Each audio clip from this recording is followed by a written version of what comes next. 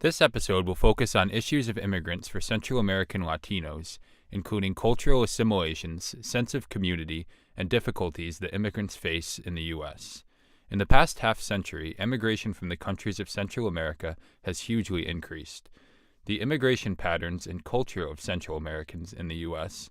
and their implications on culture and political governance are a result of important immigration factors, such as geographical distance, country of origin, and reason for immigration.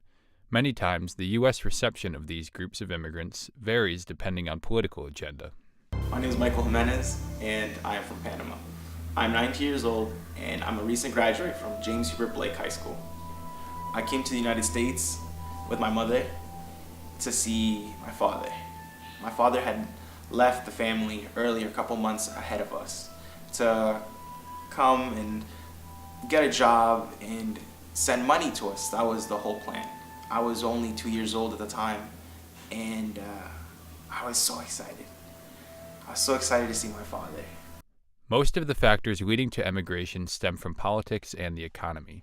U.S. intervention has caused large numbers of immigrants from El Salvador, Nicaragua, and Guatemala to head north. Most fled due to lack of personal security and violence stemming from U.S. political intervention.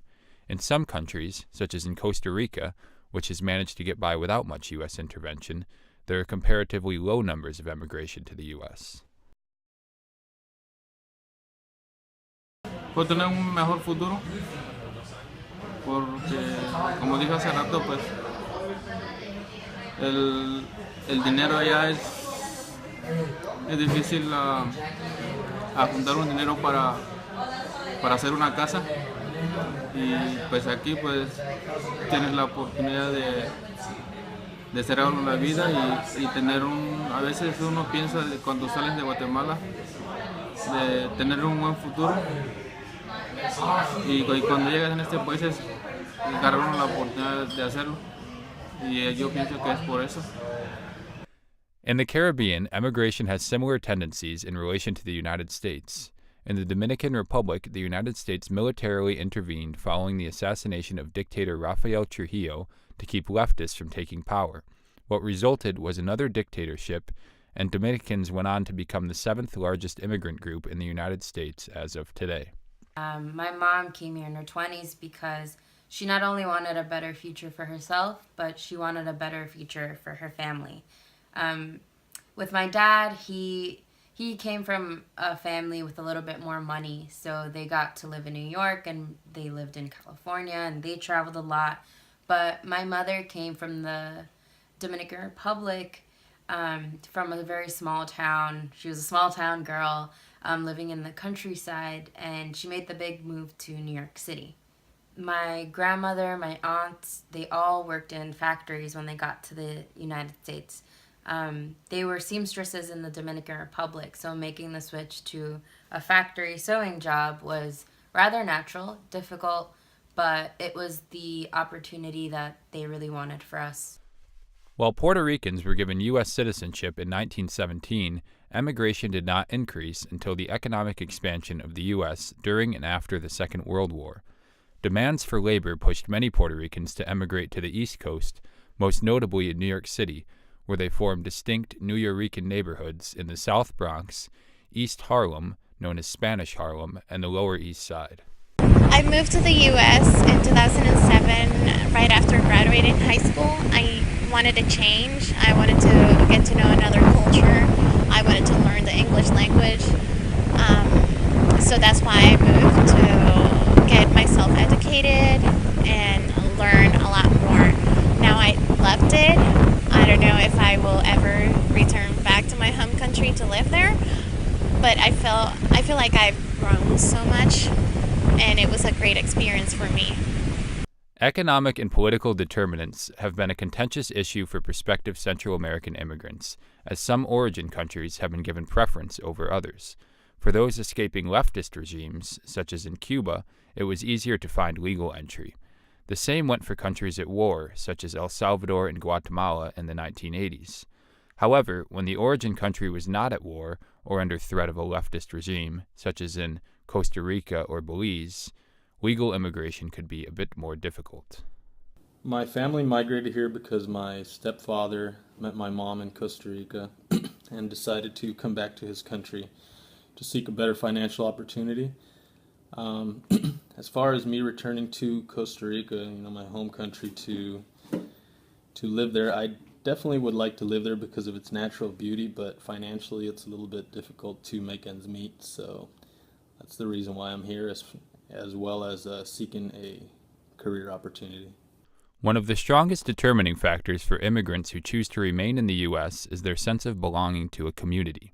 When immigrants are able to create social bonds, economic ties, and feel a sense of belonging to the culture, they are more likely to stay. As some do not plan on staying permanently, it often happens unintentionally. Sometimes a separate immigrant community can form, creating negative side effects.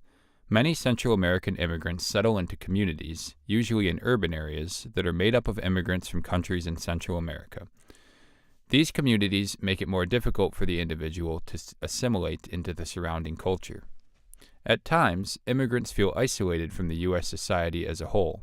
Obstacles can include beliefs, behavior, language, and appearance. As a Latino in the United States, one of the challenges I find is trying to find people that share the same cultural background as me, and we can identify each other and share other things that I had in my home country that I no longer have in the U.S. I do feel discriminated by race and ethnicity every day. I go to a predominantly white school. I do have white friends. But, it's just a sense of I'm different. The norm, I'm different than the norm. My hair is different, my eyebrows are different. The way I talk is different. The way I walk is different. The way I present myself in class is different. My last name. My first name's Ashley, my second name's Sanchez. People just have this assumption about all people of color, and it is something that needs to wash away, but it is something that we are working on. A sense of community can also have many positive aspects. By developing connections through family and friends in the community and becoming adept to the different cultural norms, immigrant families are more likely to feel a sense of belonging, leading them to stay permanently. So I think that living in New York City makes a big difference for me as a Latina, because there are so many Latinos here in the city that they come from all different parts of Latin America, not just Dominican, but El Salvadorian, Guatemalan, and Mexican, and Colombian, and all these different Latin American countries. We all melt here in New York City. And you also see this in different cities like Miami and Los Angeles and other parts of the United States. As one Nicaraguan immigrant said, "With time, I have become accustomed to the way of life and to the people." One study of Central American immigrants done in the 1990s backs up this idea. It shows that Central American immigrants who resided for more than 3 years in the United States were nearly 3 times as likely to desire permanent stay than those who spent fewer years there. Furthermore, those who saw themselves as members of the community in the United States were nearly 5 times as likely to desire permanent stay than those who didn't feel part of the community. Many immigrants create a type of cultural dual citizenship. It is likely that while many successful immigrants imagine themselves to be part of their new community, they also consider themselves to be a part of their community in their origin country. They can have a sense of belonging to both. According to the previously mentioned study, 84% of Central Americans who consider themselves part of their American community continued sending money to their relatives back home. So my family personally migrated to the United States of America for work opportunities. They did have some family here, maybe like some second or third cousins or a second aunt. Maybe a little bit of political refugee as well, and safety, just for worrying about their kids. My dad, my mom, their parents were worried. They came here, following the American dream, the job, the house, the kids, the picket fence, the school, and the doctor and the lawyer. I would return to live in my country of origin. I was born here, but every time I go back to Puerto Rico or Dominican Republic, I am in love.